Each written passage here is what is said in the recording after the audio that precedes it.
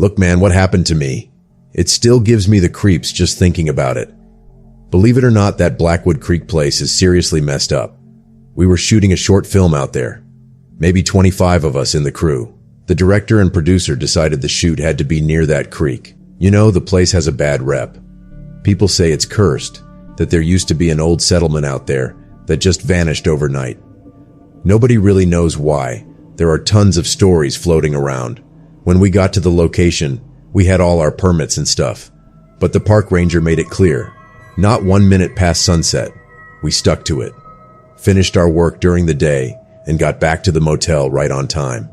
We stayed pretty close by, maybe 5 minutes by car, 10 or 12 if you walked, just to save travel time. First couple of days, things were pretty normal. Shooting, eating, hanging out. Everyone was kinda excited because we were working at a place known for being haunted. Thought maybe something cool or creepy would happen, get a little thrill. But nothing, except for one thing I kept noticing for 2 days straight. About 50 feet or so from our shoot spot, I'd see this old woman just standing there. When we showed up, she'd appear. Stayed right there until we wrapped for the day. Every time my eyes drifted that way, I'd see the old lady just standing still. Think about it, man. Scorching July sun felt like a desert out there, and a person just stands for hours. You wouldn't believe it. You could crack an egg on a car hood out there and it'd fry into an omelet. Didn't think much of it the first day. Figured maybe she was local, curious about the filming. Maybe seeing all this stuff was new for her at her age. Maybe she was scared to come closer, so she just watched from a distance. Finished work, went back. Next day, came back to the shoot. And guess what? The old lady was standing in the exact same spot. That's when I got a weird feeling. Something wasn't right. I called over my friend Mike, who was sharing my room at the motel. Mike, look over there. That old woman? She was standing there all day yesterday, and she's been there since we got here today. Not eating, not drinking, just standing. Mike took a look and scoffed. Come on, man. This ain't California where you get tired easily. This is like the desert Southwest. These people are used to this heat. Maybe she's herding goats or something, and the sun's just toughened her skin so it doesn't bother her. Forget about it. Focus on work. His logic kind of made sense, but I still had this nagging feeling. It felt like she was watching me. I even thought about going over to talk to her during a break. Ask her what she was doing just standing there all day. Finished my scene, got a break, figured I'd go over now. Walked to where she was standing, and guess what? Nobody was there. Looked around, couldn't see her anywhere. Figured maybe she'd just left. I stood right on the spot where she'd been. Looked all around again. Nothing. Just as I was about to head back, my eyes caught something on the ground. A little rock. It looked totally different from all the other rocks around there. It was dark, shiny. There were no other rocks like it anywhere near. Picked it up, looked around again. Totally different. It had this weird shine to it. And not just that, when I held it, I felt this really strange energy or vibe from it. Like it was alive or something. Never felt anything like that from a rock before. That rock was pulling me in, man. It was really attractive. Looked around one more time, then just slipped it into my pocket. Didn't think anyone saw. Went back to my scene, got busy shooting. Didn't see the old lady again after that. Even checked that spot when we were packing up to go back to the motel in the evening. She wasn't there. Figured maybe she was just some local lady, maybe tending to animals, and she just left. That night we had drinks planned up on the motel rooftop. Everyone was chilling, having a good time, drinking. I had a couple of drinks, then got up, pulled out a cigarette, and stepped aside to light it. Took a couple of drags, and suddenly my eyes landed on the motel's boundary wall just outside. It was her, the same old lady, standing there looking right at me. My heart just hammered in my chest. How did she get here? I whipped around, calling for Mike. Mike, come here quick. Just as I turned back to show him, there was nobody there. Empty. Mike came over looking confused. What's up, man? Who were you calling? I felt stupid. Didn't know what to say. Stammered. Nothing. Just need to talk to you about something private, that's all. Mike said, Okay, shoot. I hesitated, then asked, Listen, we've been shooting here for 2 days, right? Have you seen any old woman hanging around the set? Mike frowned. Nah, never saw anyone like that. Why? What's going on?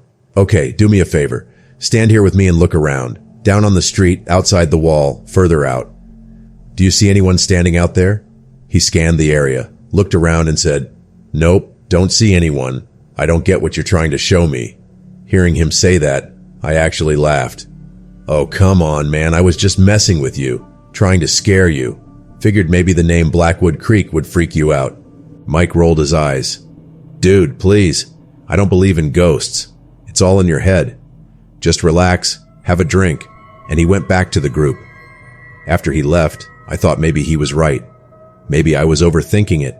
Maybe the place's reputation was just messing with my head. I pushed it aside, went back, and hung out with my friends. We had dinner, and then everyone went to bed. The rooms were set up with 2 single beds. Mike was in my room. I fell asleep, deep sleep, and then suddenly I felt this pressure on my chest, like someone was sitting right on me. That heavy feeling, you know? At first I tried to ignore it, but when I started having trouble breathing, I opened my eyes. And the moment I did, I nearly lost it. Sitting right on my chest was that same old woman I'd seen at Blackwood Creek. I was so terrified. I tried to scream, tried to call Mike, but no sound came out of my throat. It felt like I was being choked, and she was right there, in front of my eyes, just sitting on me. Somehow, I gathered every bit of strength I had and choked out Mike's name. Mike! It was barely a whisper at first. I tried again, forcing it out. Mike, please. My voice must have been loud enough that time. Mike shot up in bed, fumbled for the light switch, and turned on the light. He rushed over to me.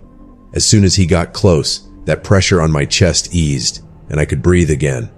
I was gasping for air, taking deep, shaky breaths, like you do after a panic attack. Seeing me like that, Mike looked really worried. Dude, what happened? Bad dream or something? Still trying to catch my breath, I told him, Mike, I was asleep, and I felt this old woman sitting on my chest. I couldn't breathe, couldn't talk.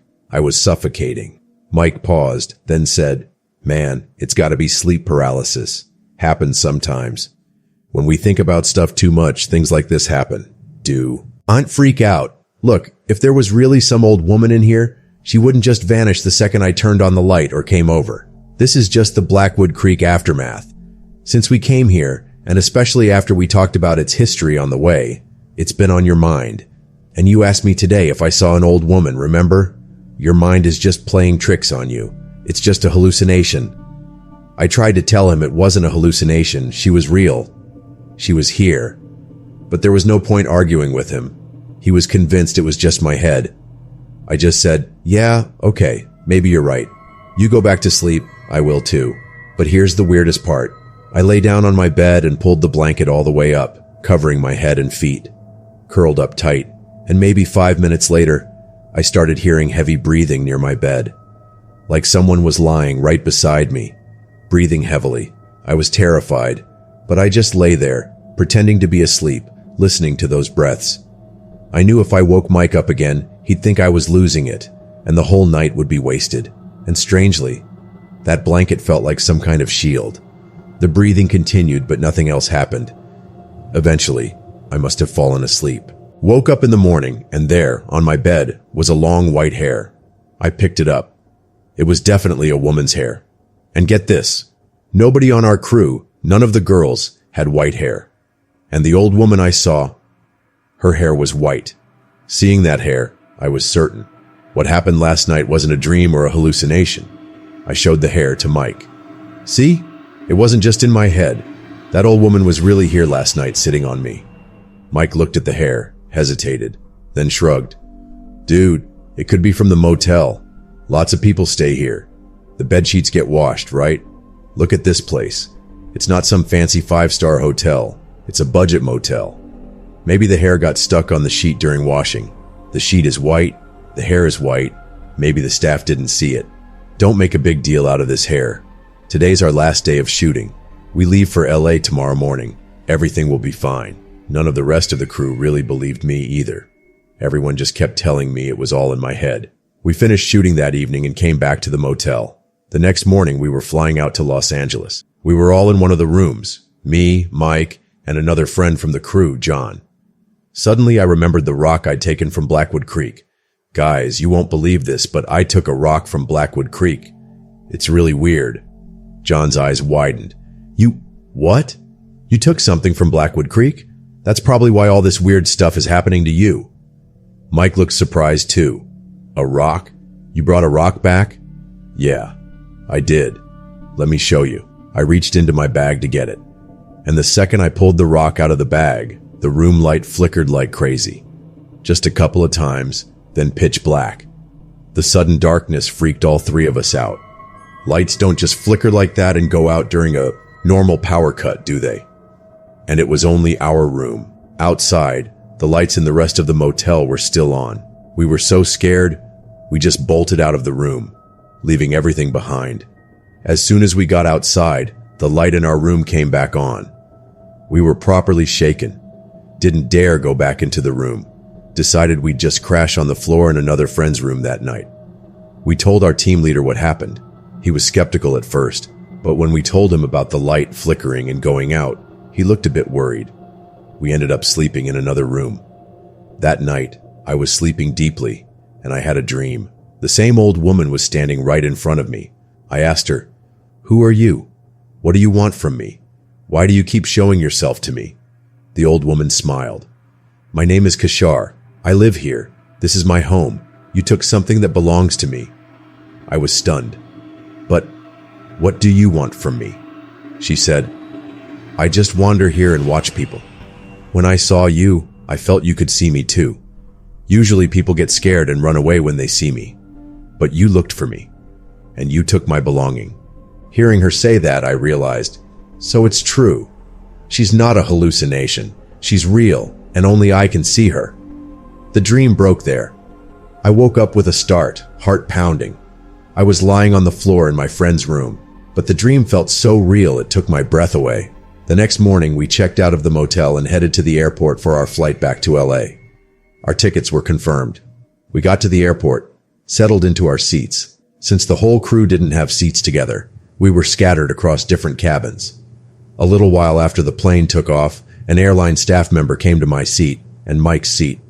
He looked at our tickets and said, "Your names aren't on the list for these seats." We were shocked. "What do you mean, sir? Our tickets were confirmed ages ago." He said, "No, look, I have the list here. Your names aren't on this seat list.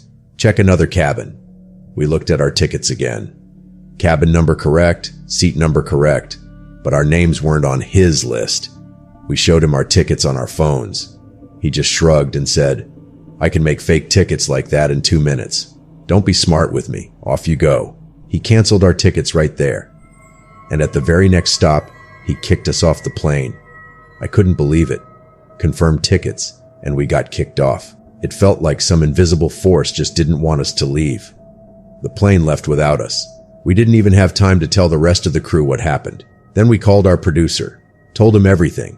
He said, "Don't worry, I'll send a car to pick you up. You guys go back to the motel. I'll book you tickets for a flight tomorrow night." So, we had to go back to that same motel. Ended up staying another day and a half near Blackwood Creek. Got back to the room, and I immediately told Mike, "See, Mike, this is that old woman doing this. How else could all our confirmed tickets get canceled? She doesn't want us to leave." Mike got serious then. He realized this wasn't just me freaking out anymore. Confirmed tickets don't just disappear. Mike went down to the motel reception and talked to some local staff. He didn't know anything, but an old employee there mentioned a name, Elder Silas. Said Elder Silas deals with things and might be able to help. Elder Silas came to the motel. He was a calm old man. He took one look at me and said, "You brought a stone, didn't you? From Blackwood Creek?" I was completely stunned. How did he know? Seeing my face, he just smiled and said, "Don't worry. The stone you brought is why all this is happening to you. Until you return it, you won't be able to leave this place." I quickly got the stone out of my bag. Elder Silas took it in his palm. He closed his eyes and mumbled something under his breath for a moment. Then he called over Mike and John, the other guy from the crew. He wrapped the stone in a red cloth and gave it to Mike and John. He whispered something to them. Then Mike and John left with Elder Silas. I had no idea what was going on. About 20 minutes later, Mike and John came back. Elder Silas wasn't with them. John looked at me and said, "Elder Silas said you're safe now, and that old woman won't show herself to you again." I asked them, "What happened? What did you do with the stone? And how did Elder Silas know about it?" John explained, "Elder Silas said that old woman is actually a spirit of that place. Her essence is tied to that stone. You took the stone, so she followed you." Mike added, "And he said, if you had ever gone inside Blackwood Creek with that stone at night, you would never have come back." John said, "He told us that when you were walking in your sleep towards Blackwood Creek that night, your friend saved your life. Otherwise, nobody would have known where you disappeared to." Hearing that, I just froze. So my sleepwalking was real too? And I was actually heading towards Blackwood Creek. Mike said, "Elder Silas said it was really important to get the stone back. So he had us take it back and place it in the exact spot where you found it in Blackwood Creek. If you had gone yourself, the danger might have been worse. But he said not to worry now. You're completely safe." John added, "Elder Silas did say one thing. If you ever go to a place that's known to be haunted or has a bad reputation, and the local people tell you something, you should listen to them, because they know about these things. We don't listen, and then people like you end up in trouble. So from now on, be careful not to pick up anything from places like that, no matter how small." After that, the guy who came with Elder Silas charged us $800. I was like, $800? That much? The guy said, "Yeah, 800. It's not more expensive than your life, is it? I'm not asking for too much." Mike nudged me and said, "Just pay it, man. It was a big deal. You know what happened to us." So, picking up a little stone from Blackwood Creek ended up costing me $800, plus the cost of the canceled flight tickets, and on top of that, the mental trauma. It was a heavy price to pay. Anyway, after that, we finally flew back to Los Angeles. And honestly, I never saw that old woman again. The curse of Blackwood Creek seems to have lifted from me, but that experience, it's still with me. Blackwood Creek is a truly mysterious place, and it's best to just stay away from everything there.